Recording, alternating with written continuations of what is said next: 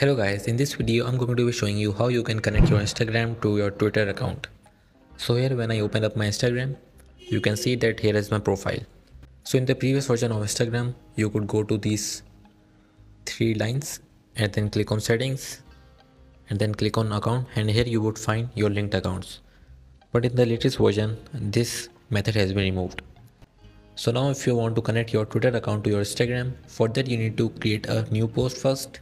For that you need to click on the plus icon and here click on create a new post and then select a picture, then click on next, again click on next, and here you will find share to Twitter button. So in order to connect your Twitter account, for that you need to enable this option.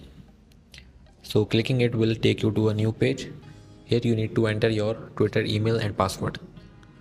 So I will meet you after I have done that. So here you can see that I have connected my Twitter app with my Instagram account. So if I post this,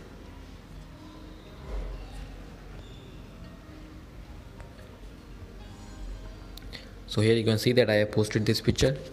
If I go to my Twitter, you will see that the same picture has been tweeted to my Twitter profile. So here you can see that my Instagram picture has also been uploaded to my Twitter account.